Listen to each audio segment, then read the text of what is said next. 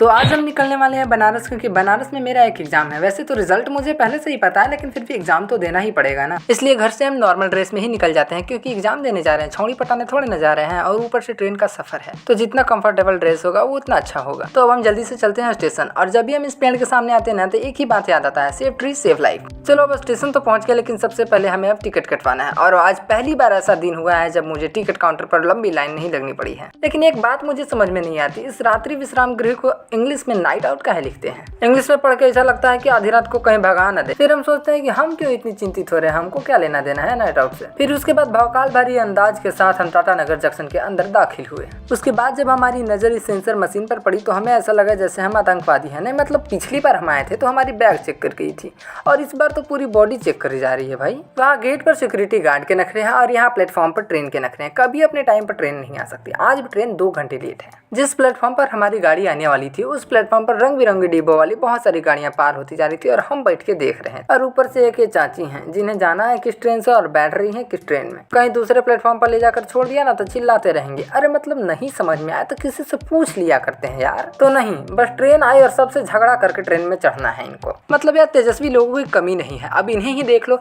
बार बार हुलक हुलक कर देख रहे हैं। अरे ट्रेन प्लेटफॉर्म पर ही आएगी, काहे इतना उछल कूद कर रहे हो? तब से मैडम जी चिल्ला चिल्ला कर माइक में बोल रही हैं कि ट्रेन विलंब होने के कारण हमें आपकी असुविधा के लिए खेद है। अब क्या इन्हें ये भी बताएं कि आगे मत बढ़िए, आगे छेद है।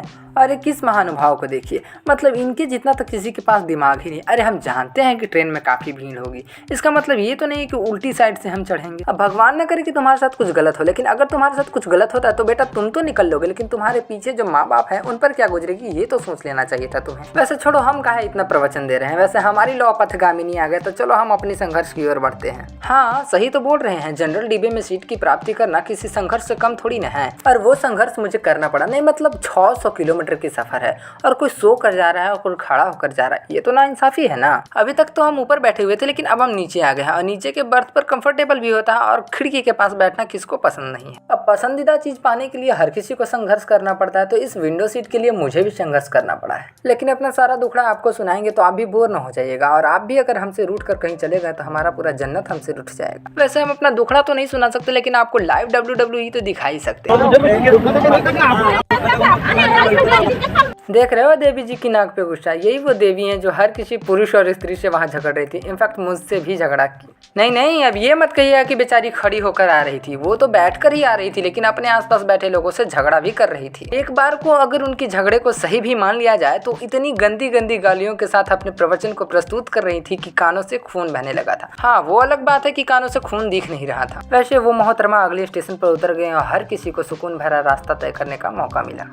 और ट्रेन की इतनी धीमी रफ्तार देखकर ये छोटी बच्ची सोचती है कि चलो यार खड़े खड़े एक नींद ले ही लेती हूँ। वैसे अभी हम जिस नदी को पार कर रहे हैं उसका नाम है सोन, और जिस इलाके में सफर कर रहे हैं उसका नाम है डेहरी, और फिलहाल जिस हम पुल पे सफर कर रहे हैं उसका नाम है डेहरी ऑन सोन। शायद आपने नाम तो सुना ही होगा, और अगर आपने नाम नहीं सुना है तो हम बता देते हैं। आज से लगभग 1 दशक वर्ष पूर्व जब भारत के प्रधानमंत्री नरेंद्र मोदी नहीं थे, तब भारत का सबसे लंबा सड़क पुल और भारत का सबसे लंबा रेलवे पुल दोनों का खिताब बिहार के पास था। उस समय सबसे लंबा सड़क पुल महात्मा गांधी सेतु पुल पटना गंगा नदी पर थी, और सबसे लंबा रेल पुल डेहरी ऑन सोन डेहरी में सोन नदी पर थी। लेकिन फिलहाल देश का सबसे लंबा सड़क पुल भूपेन हजारिका ब्रिज है जो अरुणाचल प्रदेश के दिबांग नदी पर, और देश का सबसे लंबा रेलवे ब्रिज बोगीबिल ब्रिज है जो असम में ब्रह्मपुत्र नदी पर है। लेकिन मुझे एक बात पता नहीं चल रही कि मैं आपको इतना ज्ञान क्यों दे रहा हूँ। शायद ये एग्जाम की तैयारी का साइड इफेक्ट होगा। लेकिन एक मिनट, ये मल्टीपल व्हीलर्स के रास्ते में 2 व्हीलर्स कौन लगा कर चला गया बे?